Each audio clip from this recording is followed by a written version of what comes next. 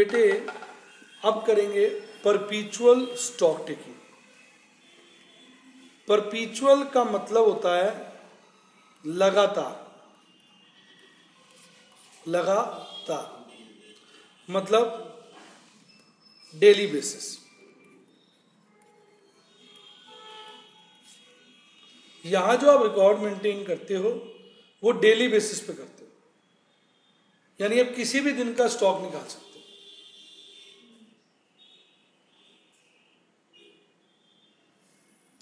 और इसमें जो पॉपुलर मेथड है रिकॉर्ड मेंटेन करने के वो 3 है,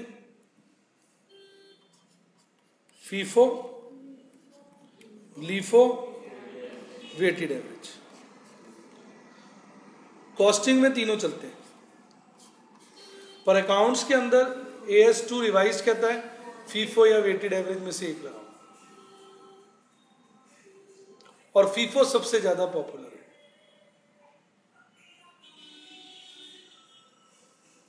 अब मैं आपको इस फॉर्मेट के अंदर तीनों मेथड के छोटे छोटे दर्शन करवाता हूं, जैसे भगवान कृष्ण के छोटे दर्शन होते हैं ना, उसी प्रकार। पहले फीफो मेथड। मान लो मेरा महीना स्टार्ट हुआ, 1 जनवरी को मेरे पास 100 यूनिट पड़े थे 10 रुपए के हिसाब से, कितने के? 1000। 3 जनवरी को मेरे पास रिसीव, ये रिसीट है, ये इश्यू है, ये बैलेंस है। हर एक के 3-3 कॉलम है, quantity, rate, amount, quantity, rate, amount, quantity, rate, amount. 1 जनवरी को मेरे पास 100 यूनिट यानी क्वांटिटी पड़ी थी, रेट लिया हुआ है 10 रुपए, माल कितने का हो गया? 1000 का। अब 3 तारीख को मेरे पास 300 यूनिट और आए, 11 रुपए के हिसाब से, 3300 के। तो फीफो मेथड के अनुसार मैं इनको लाइन में लगा दूंगा,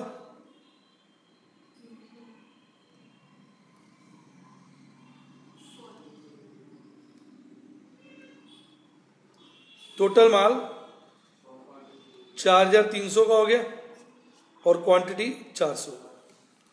फीफो मतलब होता है फर्स्ट इन फर्स्ट आउट, पहले पुराने वाला माल निकालोगे। अब मान लो 5 तारीख को मुझको 200 यूनिट इशू करने हैं, रिपीट।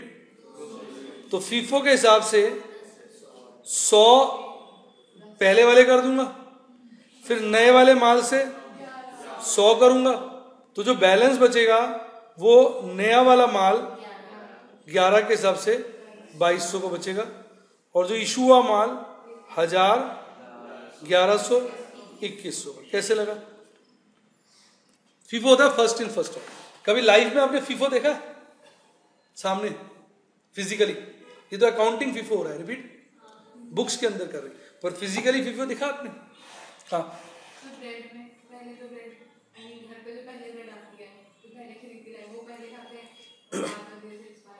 ये भी अच्छा। और अच्छा एग्जांपल देता हूं, सिनेमा हॉल की टिकट की लाइन, मदर डेयरी पे दूध की लाइन, फीफो ही तो होता है। जो बंदा पहले आता है उसको सर्विस पहले मिलती है, और बाई चांस पीछे वाला आ गया नहीं, कुछ भाई साहब लाइन यहाँ है, कहाँ जा रहे हैं आप? पीछे लाइन। एकदम टोकते नहीं आप, क्योंकि वो लीफो बनाने की कोशिश करता है और आप शुरू हो जाते हैं। एक बोलता बाकी सब, हाँ भाई साहब पीछे आ जाओ, पीछे आ जाओ, कहाँ जा रहे हैं? नहीं मैं देख रहा था। तो फीफो का लाइव एग्जांपल समझ आ गया फीफो आपको? तो इसको फटाफट कॉपी करो, फिर मैं इसको लीफो से दिखाऊं।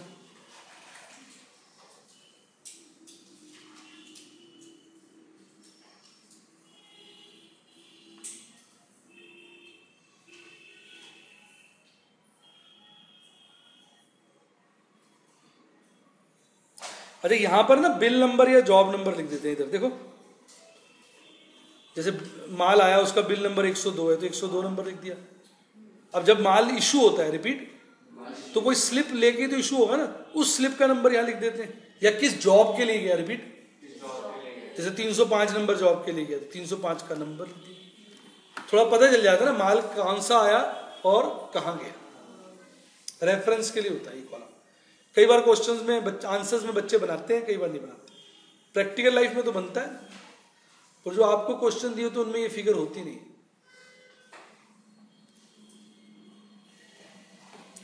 तो ये मेथड हो गया आपका फीफो, लिख लिया।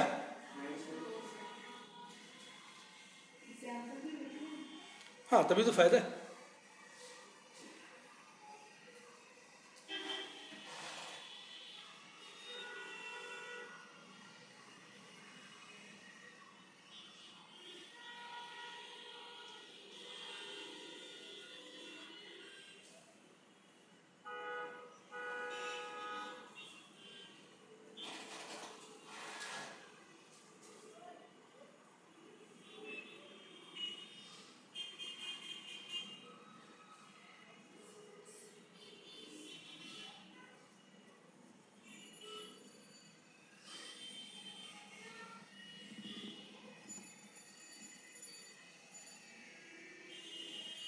हो गया।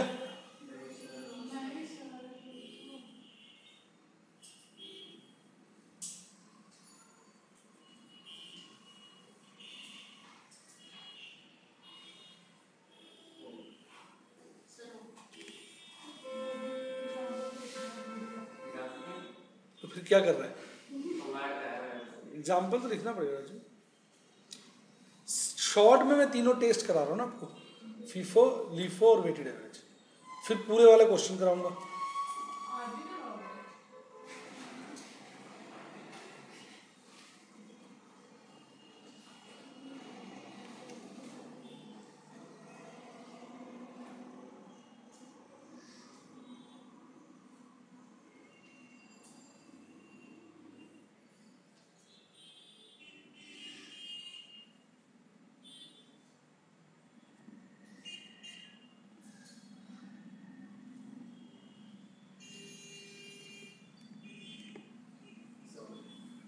हटा दे।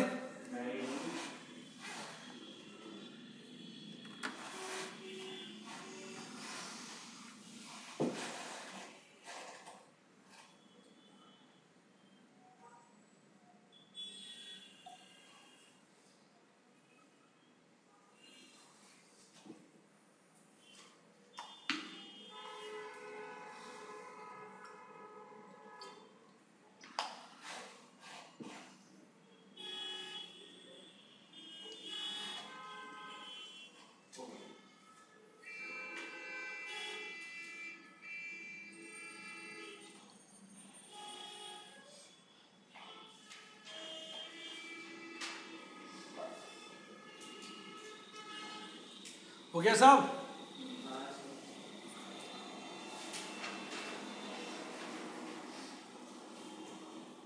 चले, अब यही चीज अगर आप लीफो से करोगे ना तो क्या होगा देखो।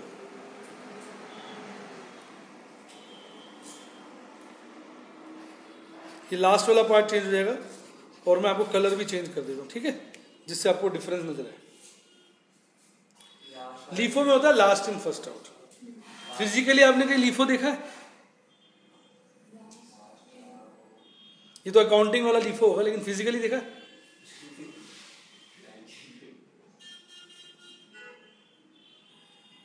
देखा आप? सोच रहा हूँ।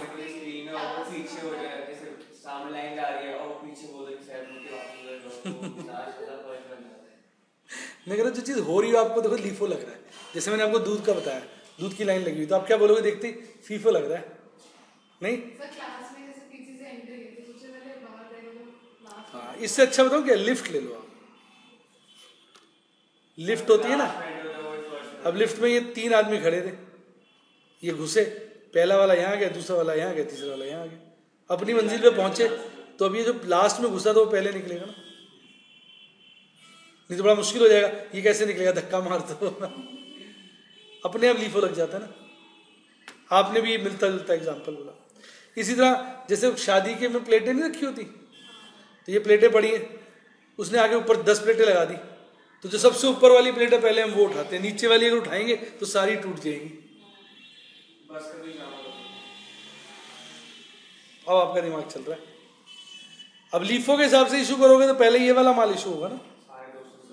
अब अगर आपको 200 यूनिट इशू करने हैं तो 200 कौन से वाले इशू कर दोगे? 11 वाले 2200 के हो जाएंगे, और पुराना वाला 100 और नया वाला 100 दोनों बच जाएंगे।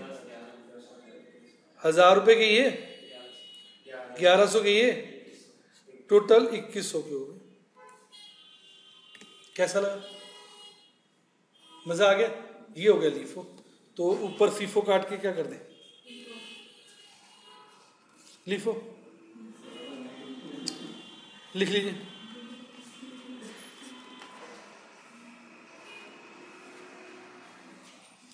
तीनों का आमने सामने कंपैरिजन हो गया ना, फिर बड़े क्वेश्चन को करेंगे।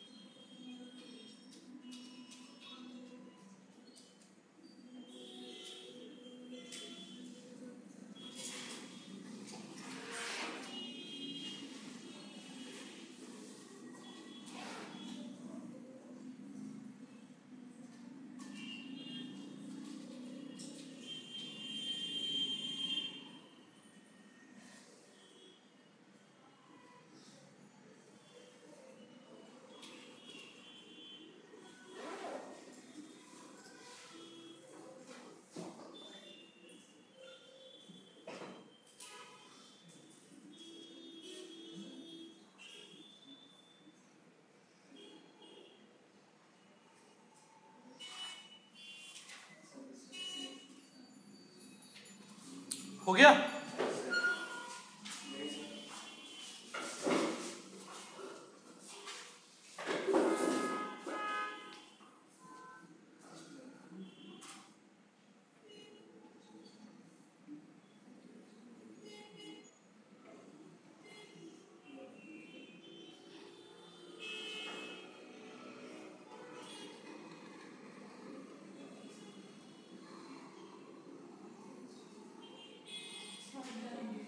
हो गया बेटा? हो गया? अब सुनो, अब अगर आप वेटेड एवरेज फॉलो कर रहे हो, क्या फॉलो कर रहे हो, तो इसमें क्या होता है, थोड़ा फर्क आ जाता है। इसमें हम लाइन से माल नहीं लगाते। लाइन से माल कहाँ लगाते हैं? फीफो या लीफो में। फीफो में इशू कहाँ से करते हैं? आगे से। लीफो में इशू कहाँ से करते हैं? पीछे से। वेटेड एवरेज में ऐसा नहीं होता। उसमें हम कहते हैं 100 यूनिट हमारे पास पड़े थे, 300 यूनिट और आ गए, टोटल कितने हो गए? 400। पुराना वाला माल 1000 रुपए का था, नया वाला माल 3300 का है, टोटल माल कितने का हो गया? 4300। अब हम रेट निकालते हैं, वो होता है अमाउंट डिवाइडेड बाय क्वांटिटी। तो 3300 को और 4300 को 400 से डिवाइड कर दो, रेट आ रहा है 10.75। फिर आप जब 200 यूनिट इशू करोगे 5 तारीख को, तो उसका रेट भी 10.75 रहेगा, और जो 200 बच जाएंगे उसका रेट भी 10.75 रहेगा। कितने के हो गए? 2150। 2150 इसको बोलते हैं वेटेड एवरेज। समझ गए? वेटेड एवरेज में नया पुराना एक समान। गाने बनते हैं फीफो में, पुराना पहले देंगे नया बाद में। लीफो में नया पहले देंगे पुराना बाद में। वेटेड एवरेज में नया पुराना एक समान, मर्ज कर देते। कैसा लगा? ठीक?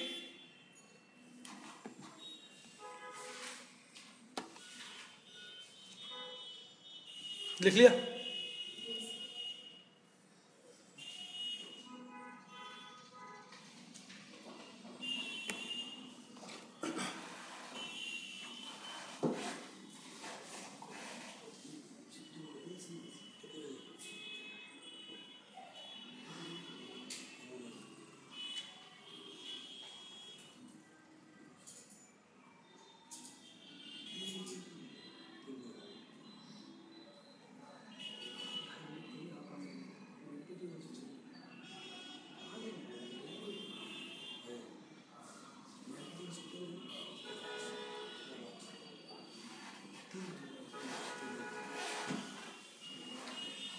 हो गया?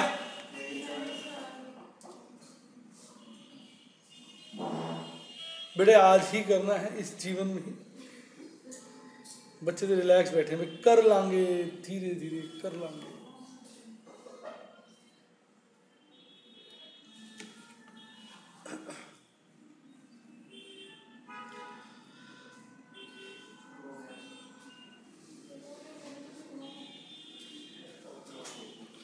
कनिका लिख लिया बेटा?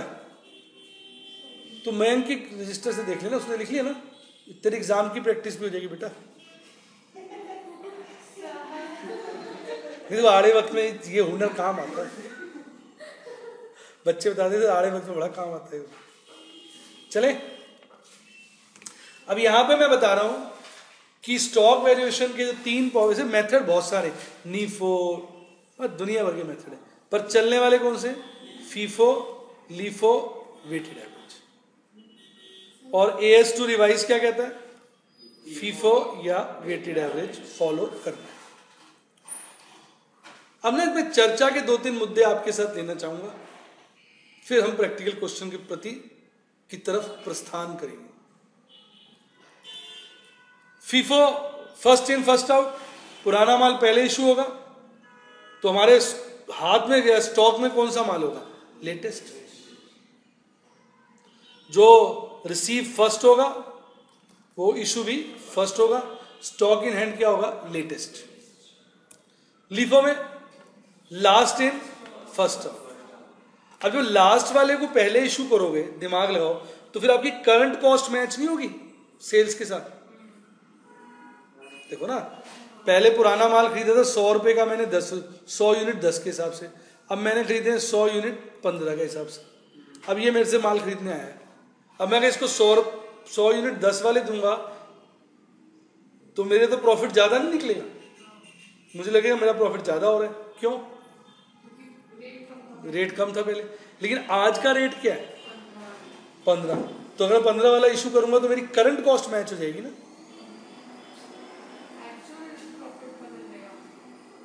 एक्चुअली क्या होता है कि अगर मैनेजर के पॉइंट ऑफ व्यू से सोचोगे, समझ रहा ध्यान को, मैं ये सोने के बिस्किट है, क्या है? तो 100 सोने के बिस्किट मैंने 10,000 रुपए के हिसाब से लिए थे, और इसी तरह बाद में 100 सोने के बिस्कुट 15 के हिसाब से लिए। अब ये मेरे से 16 के हिसाब से बिस्किट खरीदना चाहता है, 16,000 के हिसाब से। तो अगर मैं फीफो लगाऊंगा तो मैं 10 वाला इशू करूंगा तो मुझे लगेगा मुझे 6,000 का फायदा हो गया पर बिस्किट। लीफो लगाऊंगा तो कितने का लगेगा? सही मायने में तो एक ही का फायदा हो रहा है ना। अरे वो मैंने पुराना खरीद लिया था 10 के भाव, आज तो भाव 15 ही है, आज के भाव को ही तो कंपेयर करोगे। 5,000 का भाव तो फायदा तो मुझे होल्डिंग से हो गया, रिपीट, वो चीज खरीद के रख ली, उससे 5,000 उसका रेट बढ़ गया। नहीं, मेरी बात सुनो, सही मायने में तो फायदा मुझे अब कितने का हो रहा है? 1 का हो रहा है ना। 15 का खरीदता हूं, 16 का बेचता हूं। तो इसलिए मैनेजर लोग जो होते हैं वो लीफो को ज्यादा अच्छा प्रेफर करते हैं। वो कहते हैं जी लीफो से हमें पता चलता है सही प्रॉफिट क्या है, क्योंकि आज तो माल किस भाव आ रहा है? 15, और हम बेच रहे हैं 16, तो एक ही का तो प्रॉफिट हो रहा है।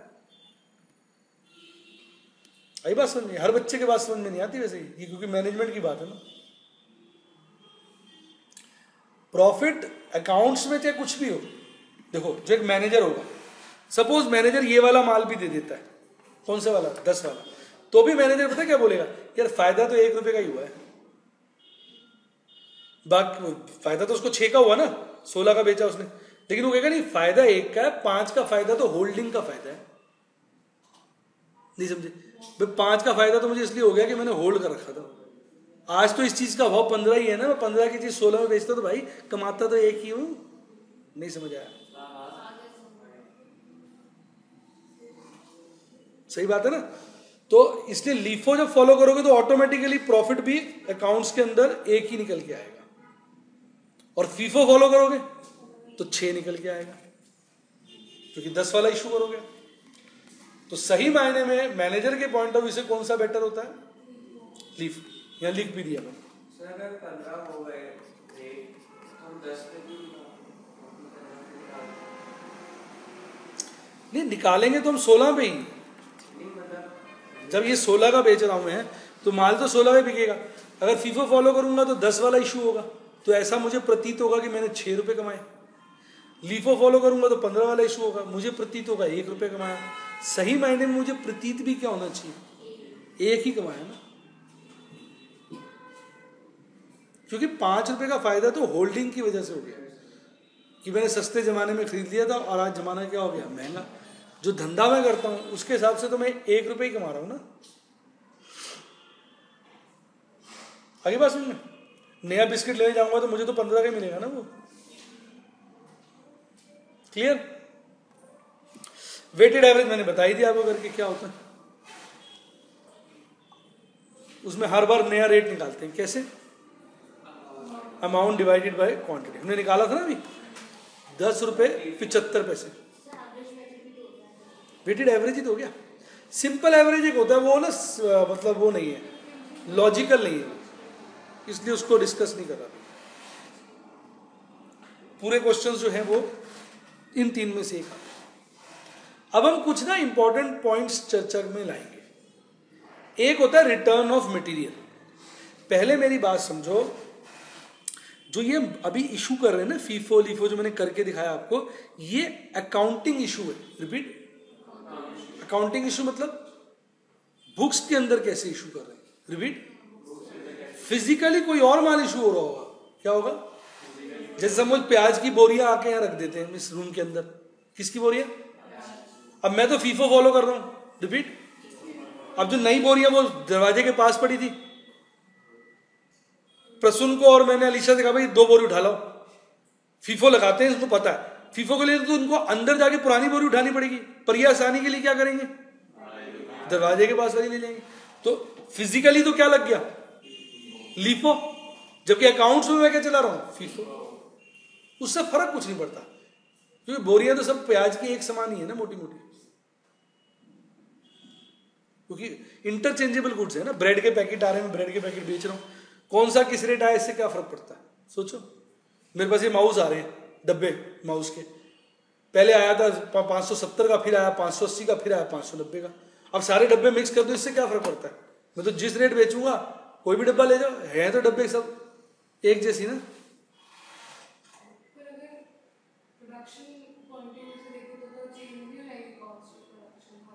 कॉस्ट ऑफ प्रोडक्शन चेंज होगी, किस अकाउंट्स में कैसे आप इशू कर रहे हो, फिजिकल से फर्क नहीं पड़ेगा। मैं क्या कहना चाह रहा हूं, फिजिकल मूवमेंट ऑफ स्टॉक और accounting movement of stock match ना करे, इससे कोई फर्क नहीं पड़ता। खुद सोचना बेटा, तू सोच, आएगा क्यों नहीं आएगा? तू टूथपेस्ट लेके आई बिग बाजार से, वहां मिल रहा है 100 रुपए का, 3 पैकेट ले आई। तेरे पापा ले आया टूथपेस्ट इजी डे से, वहां डिस्काउंट चल रहा था, वही टूथपेस्ट 75 रुपए की मिल गई, 3 वो भी ले आए, टोटल कितनी होगी, 6। अब घर आके मिला दी, डब्बे सारे मिक्स हो गए। इससे क्या फर्क पड़ता है कौन से वाला 75 के भाव आया, कौन से वाला 30 के भाव, 100 के भाव आया? डब्बे मतलब टूथपेस्ट तो उसी कंपनी का, सब कुछ वही है, सेम टूथपेस्ट लेके आए आप लोग। नहीं, मेरी बात सुनो, बड़ा अच्छे एग्जांपल दे रहा हूं। ये बातें जो बता रहा हूं ना, ये खास बातें, ये हम टीचर लोग क्लास में ज्यादा डिस्कस नहीं करते। ज्यादातर हमारा मूड क्या होता है, देख क्वेश्चन पे क्वेश्चन, देख क्वेश्चन पे क्वेश्चन, आगे बढ़ते जाओ, क्वेश्चन कराई जाओ, बच्चा समझ रहा है नहीं समझ रहा है। मैं थोड़ा टाइम लगा रहा हूं तो आपको कष्ट भी होगा, क्योंकि दिमाग लगाने में कष्ट होता है ना, वैसे मिक्स होती है बातें। तो फिजिकल से कोई फर्क नहीं पड़ता, हमें पहचान तो लूंगा, क्योंकि हर डब्बे का लॉट होता है। क्या होता है? अब आपको टूथपेस्ट उठाना है तो अब ये थोड़ी सोच के मैं 100 वाला उठाऊंगी। वो 100 वाला टूथपेस्ट और 75 वाले टूथपेस्ट के अंदर माल तो क्या है, सेम ही। तो डिस्काउंट स्कीम अलग अलग चल रही थी, फैक्ट ऐसा होता है। बाई चांस टूथपेस्ट का एग्जांपल मैंने यूं दिया, कल पापा ही इजी डे से लेके आए थे, मेरे से आगे बोले यार कॉलगेट का टूथपेस्ट बड़ा सस्ता मिल रहा है वहां, तो वो डिस्काउंट चल रहा होगा इजी डे पे, 110 रुपए का था, तो नहीं 75 का लाए थे, कितने का लाए थे? मैं 5-7 उठा लाते। मैं पीछे बिग बाजार गया था, वहां तो डिस्काउंट था नहीं कॉलगेट पे। तो इससे फर्क कुछ नहीं पड़ता ना, बिकॉज ब्रांड क्या है, same. Are you getting my point? कोई चीज कहीं सस्ती होती है, कोई चीज कहीं सस्ती होती है। वो चीज आ गई उसके बाद क्या फर्क पड़ता है, मिक्स हो गए, डब्बे पड़े हुए। अभी तो मुझे 100 वाला लाया था, वो दो मुझे, उसका मजा शायद ज्यादा आएगा। वो तो चीज एक ही है, समझ? ये मैंने कहानी किस लिए बनाई है, क्योंकि थोड़ी देर में आपको प्रॉब्लम आने वाली है। बच्चे सोचते हैं सर इतनी कहानी क्यों सुना रहे अभी आने वाली है प्रॉब्लम। चलो अब सुनो, परचेज रिटर्न का मतलब होता है जो मैंने माल खरीदा वो वापस किया। रिपीट। अब मैं फीफो लगा रहा हूं, क्या लगा रहा हूं? तो फीफो के हिसाब से पुराना वाला माल तो इशू हो गया। रिपीट। पर फिजिकली जो स्टोर रूम में वो नया माल इशू कर रहे थे, तो पुराने माल एक खराब निकला है। रिपीट। क्या निकला है? खराब। उस पर लॉट देखा भाई किससे माल आया था, तो लॉट लिखा होता है ना, पता चल गया भाई ये तो मैं उस दुकान से लाया हूं। किससे? उस दुकान से, उस बंदे से लिया। मैं उसको वापस करूंगा अकाउंट्स के अंदर। किसके अंदर? और जिस रेट खरीदा था उस रेट मुझे पैसे वापस मिल जाएंगे। हाँ कि ना? लेकिन ये जो हम स्टॉक रजिस्टर मेंटेन कर रहे हैं ना, स्टॉक लेजर जो मेंटेन कर रहे हैं फीफो का, इसमें ऐसा हो सकता है ना वो माल हमारे पास पड़ा ही ना, वो हमने इशू कर दिया अकाउंट्स के हिसाब से। तो अब आई मेरी बात समझ, अब आपको अच्छा लग रहा हो। यानी समझो मेरे माल के अंदर 100 रुपए वाला पड़ा है, 100 यूनिट पड़े 15 वाले, और 100 यूनिट पड़े 16 वाले, और 200 यूनिट पड़े 17 वाले। पुराना माल जो मैंने 12 रुपए के हिसाब से खरीदा था वो डिफेक्टिव निकला, जिससे खरीदा था उसको वापस कर दिया। 100 यूनिट कितने? उससे तो हमें 1200 वापस मिलेंगे अकाउंट्स के अंदर। पर अब यहां तो माल ही नहीं पड़ा। नहीं समझ आई बात? वो तो इशू हो गया था अकाउंट्स में, मतलब लेजर के अंदर तो हमने इशू कर दिया था फीफो से। तो हम क्या करेंगे फिर, ये 15 वाला वापस कर देंगे। अगर क्या फॉलो कर रहे हैं? फीफो। इसके अंदर स्टोर लेजर में जो पड़ा है वही वापस करूंगा। और अगर लीफो फॉलो कर रहा हूं, वाह मेरे दोस्त, लीफो फॉलो कर रहा हूं 17। लेकिन जो माल अगर वापस कर रहा हूं, रिपीट, वो पड़ा है मेरे पास, तो फिर तो वही वापस करूंगा ना। सपोज जो 16 रुपए वाला माल था ना, रिपीट, वो डिफेक्टिव निकला और वो वापस करना है, और 16 वाला तो माल पड़ा है, तो चाहे मैं फीफो फॉलो करूं लीफो, तो ये 16 वाला ही वापस करूंगा। आई बात समझ में? अब समराइज करो। लीफो फीफो मेथड में जब परचेज रिटर्न होगी तो बैलेंस में देखेंगे कि परचेज रिटर्न वाला माल पड़ा है, पड़ा है तो उसी को वापस कर देंगे लाइन तोड़ के। क्या लाइन तोड़ के? मतलब फीफो लीफो की जरूरत नहीं, वापस कर। लेकिन नहीं पड़ा फिर लाइन से, मतलब फीफो वाला है तो आगे से, लीफो वाला है तो पीछे से। सिंपल सी बात। अब मैंने यहां पर भी ये लिखा, देखो 3 4 बार बताता हूं, अभी क्वेश्चन में भी कराऊंगा। If the stock to be return appears in the balance, then the same should be returned at the same rate, that is purchase price, else as per method। या तो शॉर्ट में लिख दिया ना, else as per method। लेकिन weighted average वाले method में तो रेट ही चेंज हो जाता है उसमें तो अलग अलग नजर ही नहीं आता, उसमें तो एज पर मेथड इशू करना पड़ेगा। नहीं समझ आई बात? जैसे यही आ गया ना, सपोज ये देखो वेटेड का बना पड़ा है ना, बना पड़ा। अब सपोज ये वाले में 50 यूनिट वापस कर रहा हूं, रिपीट, तो फिर ये तो 10 रुपए 75 पैसे के हिसाब से वापस होंगे। इसमें तो नया पुराना एक समान, रेट का चक्कर ही नहीं होता। मैं फिर बोल रहा हूं आपको कि ये जो वापसी हो रही है ये हमारी इंटरनल वापसी है स्टोर्स लेजर के लिए। रिपीट। पर अकाउंट्स डिपार्टमेंट उसी रेट वापस करेगा जिस रेट खरीदा है। कई बार बच्चे कंफ्यूज हो जाते हैं। हो, एक बच्चा बोला हो सर 12 रुपए के भाव खरीदा है, 16 के हिसाब से कैसे वापस कर देंगे? मैंने कहा बेटा 16 के हिसाब से अकाउंट्स में वापस कर रहे हैं, अपने अंदर इंटरनल रिकॉर्ड्स में वापस कर रहे हैं। वो जो पैसे उससे मिलेंगे वो 12 के ही मिलेंगे जिस रेट उसने वो अकाउंट। इसलिए मैंने कहा था ना कि one of the biggest drawback of financial accounting क्या है, ये तो उससे बिल्कुल परे है, ये उसका पार्ट नहीं है। रिपीट। यहां क्या आप उल्टा पुल्टा कर रहे हो, इससे उसको कोई लेना देने नहीं है। किसको? Accounts department. अकाउंट्स डिपार्टमेंट तो लास्ट में बस एक ही बात पूछेगा, 31 मार्च को साल के एंड पे क्लोजिंग स्टॉक क्या है, ताकि वो ट्रायल बैलेंस के नीचे क्लोजिंग स्टॉक रख दे और उसके बाद अपना क्या बनाए, P&L और बैलेंस। उसको तो एक ही बात करनी, फोन उठा के, हम स्टोर्स डिपार्टमेंट यार क्लोजिंग स्टॉक बता दो उस डेट का क्या है, बस। उसको कोई लेना देना नहीं कि तुमने रिकॉर्ड कैसे मेंटेन किया है, फिजिकल मूवमेंट क्या है, अकाउंटिंग मूवमेंट क्या है। उसको तो एक बात से मतलब है, क्या? क्लोजिंग स्टॉक की वैल्यू बता दे भाई। आगे मेरी बात समझ में? Thumbs up. मजा आया कि नहीं आया? अच्छा, अब इसको लिखते कैसे हैं परचेज रिटर्न को? परचेज रिटर्न क्या है? रिसीट वाला माल वापस हुआ है ना, तो कई लोग रिसीट वाले कॉलम में लिख देते हैं, रिपीट, लाल रंग से। किससे? कई लोग कहते नहीं यार कोई आ थोड़ी रहा है, ये तो जा रहा है, वो कहते हैं इशू में लिखेंगे, चाहे इशू में लिखो चाहे रिसीट में, एक तो रंग बदल देना अच्छा रहता है, रिपीट, हाईलाइटेड रहता है, क्या रहता है। और दूसरा आप ये करो ना काम, इधर लिख भी दे देना, इधर इस वाले कॉलम में लिख दिया करो परचेज रिटर्न। रिसीट में भी लिखोगे तो भी माइनस करोगे, इशू में लिखोगे तो भी माइनस करोगे, और इस वाले कॉलम में लिख भी देना क्या, परचेज रिटर्न, बात खत्म, पीआर लिख देना, उससे क्लियर हो जाएगा। पहले तो मजा आया कि नहीं आया, थम्स अप। अब एक दूसरी चीज होती है बेटा इशू रिटर्न। इशू रिटर्न होता है जो माल मैंने दिया वो वापस आ गया। तो अब सुनो, जो माल हमने दिया होगा उसका रेट देख लेंगे, किस रेट दिया है, रिपीट, ऊपर जाके इशू में देख लेंगे ना किस रेट दिया ऊपर जाके, और उसी रेट वापस ले लेंगे। समझ आया? उसके बाद जो नेक्स्ट इशू आएगी ना, रिपीट, उसमें पहले इस रिटर्न वाले माल को इशू करना है। डिफेक्टिव हुआ तो फिर तो ये परचेज रिटर्न भी बन जाएगा ना, फिर तो आउट ही हो जाएगा हमारे पास।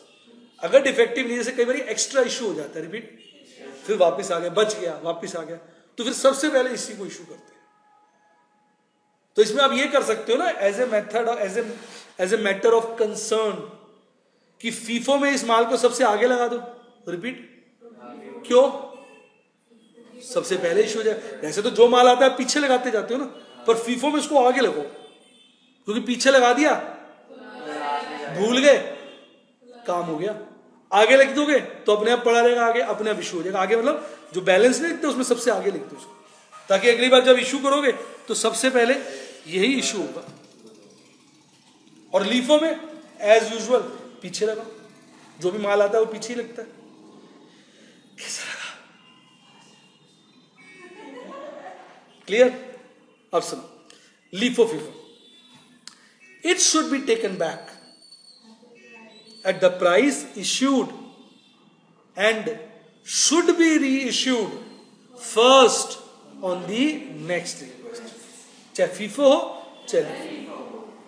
लेकिन वेटेड एवरेज में अगर माल आएगा वापस तो रेट चेंज हो जाएगा ना। वेटेड एवरेज में तो एज पर मेथड ही होता है, क्योंकि उसमें तो अलग अलग माल रखते ही नहीं ना, क्वांटिटी जोड़ देते हैं, अमाउंट जोड़ देते हैं, नया रेट निकाल लेते हैं।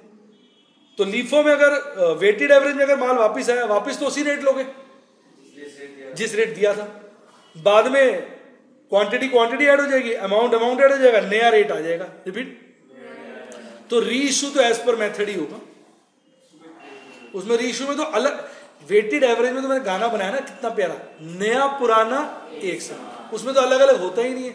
जब अलग अलग होता ही नहीं है तो फिर सोचना ही क्या है, वो तो नया रेट बन जाता है, रिपीट।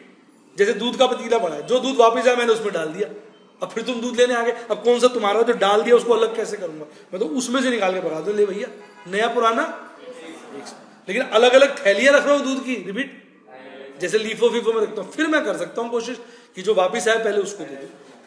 कैसा लगा? अच्छा एग्जाम्पल था नहीं? मजा आ गया? तो इसकी भी वही बात है कि इशू रिटर्न है, या तो इसको इशू साइड पे ही रेडिंग से रिकॉर्ड कर दो, या वापिस आया माल तो रिसीट में लिख दो, पर वहां लिख देना ना नोट वाले कॉलम, वो पहले वाले कॉलम में क्या, इशू रिटर्न दिखाऊं, वो जॉब वाला जो कॉलम था, बड़ा बड़ा इशू रिटर्न लिख देना। कैसा लगा? अच्छा, कभी कभी जैसे आपने स्टॉक टेकिंग की, रिपीट, बीच में चेक भी करते हैं ना, माल पूरा है कम है, आपका बैलेंस तो आ रहा है 400 यूनिट, रिपीट, और जब गिना अबे ये तो 350 है, रिपीट, 50 कहां गए? पता ही होता तो फिर शॉर्ट कैसे होते, तो तुम्हें पता ही नहीं, अब तुम हैरान हो रहे 50 कहां गए। हो सकता है चूहा खा गया हो सकता है चोरी हो गया हो, अब तो हो गए ना शॉर्ट। मुद्दे की बात है, चाहे कोई खा गया हो, हमें तो लॉस हो गया। तो उसको आप नॉर्मल इशू की तरह ही दिखा दो, रिपीट, पर वो फिर जॉब में नहीं जाएगी ना, वो कहां चली जाएगी, कॉस्टिंग P&L में चली जाएगी, नहीं उसको लॉस दिखा दोगे आप, रिपीट, आप दिखाओगे भी ये 100 यूनिट लॉस इशू हो गया। क्या हो गया? लॉस। कैसा लगा? तो यहां पर ये लिखा हुआ, it is to be treated as normal issue, issue, that is as per method, but it is a loss, hence taken to costing P and L. क्या था, ये पी एंड एल एक ही बात। तो मेरे बच्चों, हमने थियरी पूरी कर ली है किसकी, परपीचुअल की। अब हमने क्या करना है, फुल फ्लेज क्वेश्चन। बोलिए। ये तो अकाउंट्स में इशू कर रहे हैं, जरूरत क्या पता लगाने की, फीफो फॉलो कर रहे हैं तो आगे से दिखा दे, जैसे सपोज इधर ही आ जाए तो एज पर मेथड में, जैसे तूने बैठा, तूने देखा तेरे 50 यूनिट गुम गए, रिपीट, तो ठीक है, वेटेड एवरेज में घूमे तो 50 लिख, 10 रुपये 75 पैसे के, 150 बच गए, 10 रुपये 75 पैसे के, यहां लिख दे कॉस्टिंग पी एंड एल। और अगर फीफो फॉलो कर रहा होता तो आगे वाले दिखा देता, चले गए, घूम गए। लीफो फॉलो कर रहा होता, पीछे वाले दिखा देता, घूम गए। तुझे तो लिखना है ना कि कौन से घूमे, वो तो अकाउंटिंग मूवमेंट है। ये क्या मूवमेंट है, हमें ये थोड़ी पता लगाने की जरूरत है कौन से खोए। फिर वही बात है ना, 3 पैकेट पापा लेके आए कॉलगेट 75 की, 3 पैकेट मैं लेके आया 100 की, अब मिलो की एक घूम गया, रिपीट। अब हम बैठे हुए सोच रहे हैं यार 75 वाला घुमा या 100 वाला, इससे क्या फर्क पड़ता है, मतलब कोई भी घुमा, मेरा टूथपेस्ट ही घुमा है ना। आने के बाद तो सारे टूथपेस्ट क्या है मेरे लिए एक जैसे, वो तो चांस की बात है। मैं 100 और 75 के लाया था क्योंकि वो मुझे पता नहीं था वहां स्कीम है। उसके बाद दुख तो मुझे उतना ही होगा ना। तू मुझे बार बार कहे नहीं 75 वाला खोया, 75, अबे 75 वाला खोया तो क्या हुआ, अब तो 100 का ही मिलेगा, वो भी स्कीम खत्म हो गई। नहीं मेरी बात सुन। तो ये चीज की इंपॉर्टेंस नहीं है कि महंगा खोया, या इंपॉर्टेंस क्या है, एक टूथपेस्ट का नुकसान हो। लेकिन अब बुक्स में तो दिखाना ही है ना, रिपीट, क्योंकि हम रिकॉर्ड्स मेंटेन कर रहे हैं। तो उसमें फिर वो क्या कहता है भाई, एज पर मेथड दिखा दो, क्या, क्योंकि यहां तो दिखाना पड़ेगा ना हमें। दुख तो में उतना ही, पर दिखाना क्या है, एज पर मेथड। सही बताओ, मजा आया आपको? ये मैंने बड़े स्पेशल स्लाइड्स बनाए आपके लिए, 2। ये ना बुक्स में भी ढूंढोगे तो मिलेंगे नहीं आपको। अपने एक्सपीरियंस से बच्चे कंफ्यूज होते थे, पूछते थे, तो मैंने बहुत साल पहले बनाए थे, तो अभी तक बच्चों को अच्छे लगते हैं। पूरे समझ में आ गए? एक बार समराइज कर दूं क्विकली। परचेज रिटर्न होता है खरीदा हुआ माल वापस करना। लीफो फीफो में बैलेंस में चेक करो, जो माल वापस करना है बैलेंस में अपीयर हो रहा है तो उसी रेट वापस करो जिस रेट खरीदा था, ठीक। और अगर अपीयर नहीं हो रहा तो as per method. Weighted average में तो एज पर मेथड ही होगा। क्यों? उसमें पुराना नया मिक्स हो जाता है, नया रेट आ जाता है। क्लियर? इसको रिकॉर्ड कर दो, चाहे इशू साइड पर चाहे रिसीव साइड पर, डार्क करके कर दो, रेड करके कर दो, लिख भी दो परचेज रिटर्न। इससे स्टॉक का बैलेंस तो कम ही होगा, लिखो कहीं भी। इशू रिटर्न जो वापस इशू किया था वापस आ गया, जिस रेट इशू किया था वो तो जाके देख लोगे ऊपर, उसी रेट वापस ले लो। लीफो फीफो में सबसे पहले इसको इशू करो। वेटेड एवरेज में तो ये मर्ज हो जाएगा, नया रेट निकलाएगा, तो उसमें तो एज पर मेथड ही चलेगा। शॉर्टेज हो जाए तो जो मेथड फॉलो करो उसके हिसाब से शॉर्टेज को इशू वाले कॉलम में दिखाकर कॉस्टिंग पीरियड में दिखा दो लॉस। मजा आ गया? Thumbs up.